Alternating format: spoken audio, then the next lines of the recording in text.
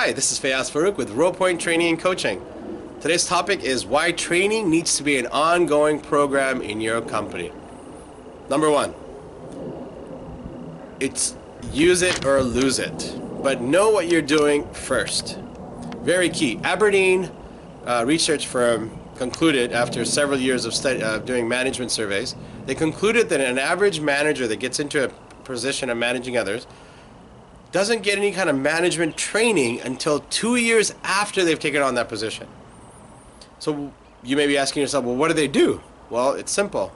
They've learned from their old boss of how they were treated, and somewhere in basically either A, duplicated that, or they've taken that, a lot of it, what they liked at least, and then they added their own.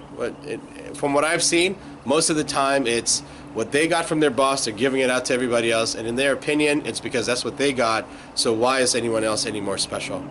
This couldn't be farther from the reality of what you should be doing, and if your managers are doing this right now, and if your organization has not trained any of your managers, stop watching this video, call me right away. Okay, back to this thing.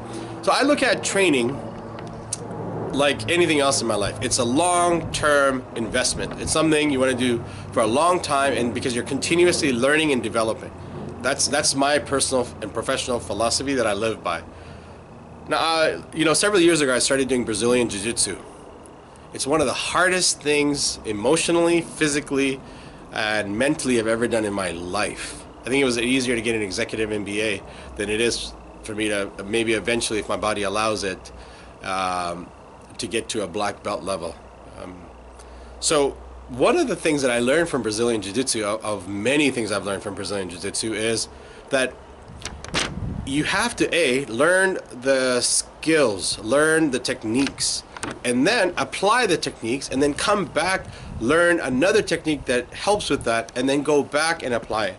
And this happens over several months, several years of hardship and pain, and like I said, mentally and physically and emotionally, it's tough and it's hard, but it's one of the most rewarding things that you'll do as a manager, as an executive, as a leader.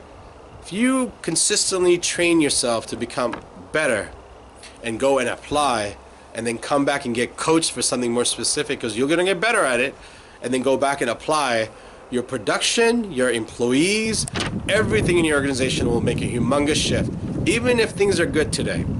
Okay, the last one for this thing, employee retention and employee growth. Now, millennials today are, wanting to go from, say, at the very base level of a job, and 3 months later they want to be a manager, right? That's really what's happening, and to the detriment of the organization. To the detriment of the organization. So if your organization right now has that policy or is producing that kind of expectation, call me, because you are setting yourself up for failure. Okay, so going back to employee retention and growth, and employee growth. If you have a series of training programs that goes on, or management development or leadership development programs that either comes from the outside, like a company like Rowpoint, or something internally that's a continuous, you will A, be able to retain and get your new hires more excited about it, and B, because your employees are growing, that's an extra value add on top of their paycheck that they're going to rethink about before they get another job or start looking for another job. Every time I talk to an employee and ask them the questions, why did you leave? There's usually two answers. I hated my manager, he was a jerk, and B, there is no upward mobility and there's no growth. I wasn't growing, they say.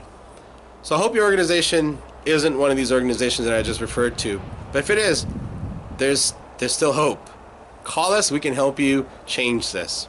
I hope this video has helped to transform your mindset to ensure that your organization becomes a training organization, or what I call a growth organization. Thanks again.